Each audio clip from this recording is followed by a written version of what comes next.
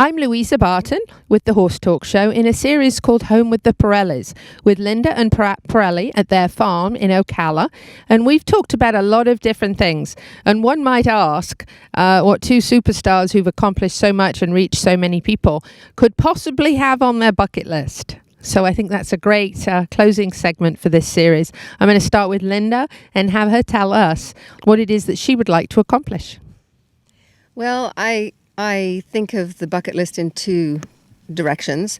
One is professionally and what we do in our business, and the other one is personally. And so professionally and with Parelli Natural Horsemanship, our goal was always to make the world a better place for horses and the people who love them, and to keep on developing our educational programs and our support and developing instructors is still something that's very, very close to my heart and, front and center for me. Right now, we're not able to do a lot of touring because of the situation with the COVID, but we're able to do a lot still virtually, and we're very well set up to do that. And so we're developing more and more programs even to get, it's like good, better, best in that. So changing the world is still way up there. And that's a big bucket. On the personal side of things, dressage was in my roots.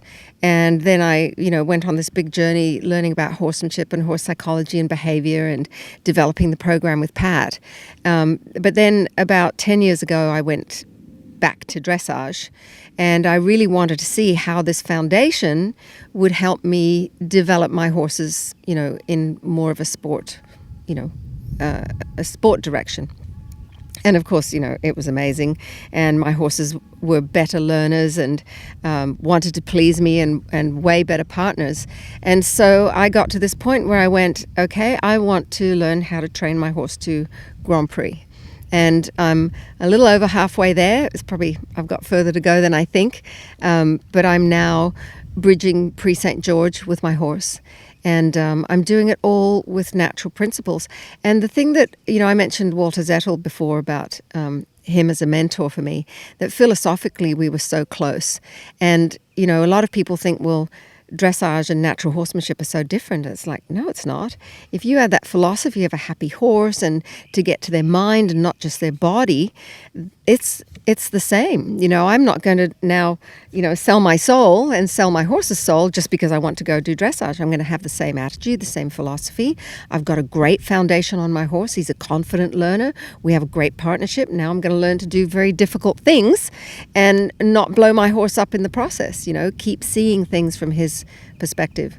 And for me, that bucket list, is not just about the Grand Prix. It's who do I have to become as a horseman, as a rider, as a trainer, and as my horse's partner to be able to do something where, competition is not my goal, but I study with an international judge who's my coach. So if he says it's a 7, it's a 7. If it's a 4, it's a 4. And if it's a 9 or a 10, it's a 10, right? So I don't want to be a legend in my own lunchbox. I want to make sure that what I'm doing is really credible. And so, like anything you try to learn, it's a process of mastery, and you've just got to apply yourself. And every day I go out there and try to do a little bit better and solve problems, and it's fascinating.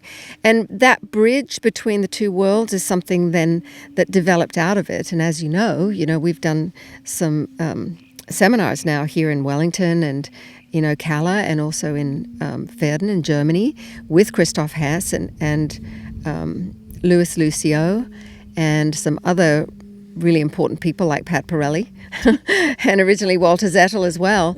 And, we're creating this bridge between natural horsemanship and dressage. And it's not just about the natural horsemanship. It's about how do you get to a horse's mind and how do you use this philosophy where you get a horse to want to do things, not have to do things. And so that's really my big personal bucket list. That's made me think of a question. So now when you come across dressage riders who perhaps have not been and not knowledgeable about the Parelli program, haven't been around it, do you come across some adversity to it to begin with, as though, I've not been doing this all this time? Or generally, do most people receive it very well in the dressage world? It's a bit of both. I think a lot of people have said to us over the years, "Oh, you guys are such great marketers," or all you do is marketing. And it's like, gosh, if we were that great a marketer, people would know what this is, and most people do not know what it is. A lot of the early adopters were people who didn't have competitive goals, or they'd gone away from it, and they just wanted to have fun with their horses. But now we have more and more people coming from the different sports, and even at very high levels, or people, at international level, like Christoph Hess, who's fascinated by what we do, or Louis Lucio, who sat on the dressage committee, has been a Parelli student for 18 years. And so it's not a different discipline. Natural horsemanship has become a kind of a discipline for a lot of people because that's all they want to do. But we've always seen it as a foundation. And this is what gives you good horse sense. It helps you learn how to teach horses. And when you know what you want to teach them, which is what I'm learning in dressage, then I know how to get that across to my horse. And it also helps me solve problems.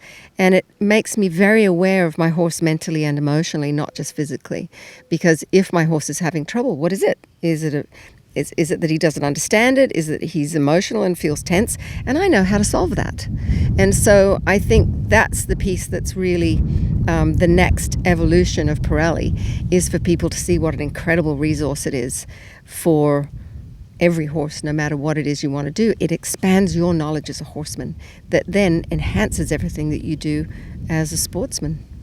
In my opinion, it's the missing link, because I think I can flash myself back to my childhood, to naughty ponies, and I didn't know what to do. I did what I thought came naturally to me, which I think comes more naturally to some people than others maybe, but still I didn't have any tools or any idea. And I can even think about going into barns that my children took lessons in, and even seeing the instructor or the students there mishandling a pony that did something, either nipped or kicked or did something that it wasn't supposed to do. And I can't tell you how many times in my life I've seen people smack horses in the head.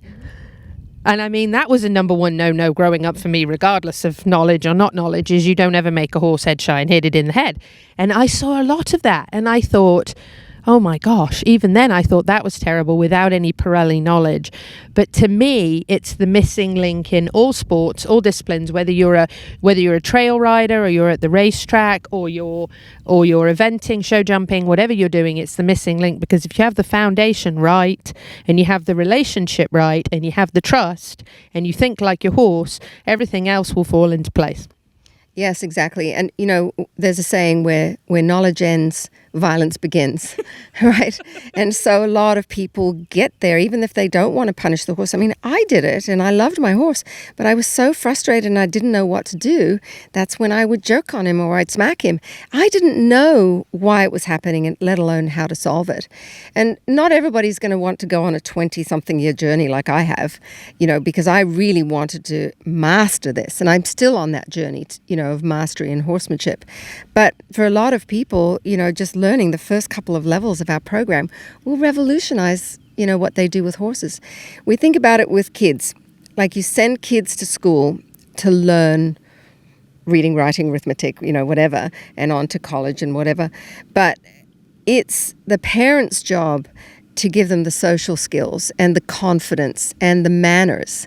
And that's how I think about what a lot of people really get out of our program in the beginning, is that, oh, I didn't know I could help my horse be more confident or more well-behaved, right? Have better manners. And sometimes that's all it takes. And learning the language of the 7 games, and people go, oh my God, my horse is completely different now. It's more willing, it's a better learner, it's running to me in the pasture, it's not trying to buck me off or run off with me and resist me, it's actually trying to do what I want. Amazing. Linda Parelli here at the Parellis farm in Ocala, talking about what we want to accomplish. It doesn't matter whether it's your child, your spouse, your mother, your sister, or your horse. It's all about communication, relationship, and trust. And that's where success comes, no matter what discipline, from the racetrack to the show ring and to the greenway trails. You need some Parelli. It'll help you out. We're going to wrap up this segment. We've got one segment left with the Parellis, and we're going to chat to Pat about his bucket list. I'm Louisa Barton for the Horse Talk Show.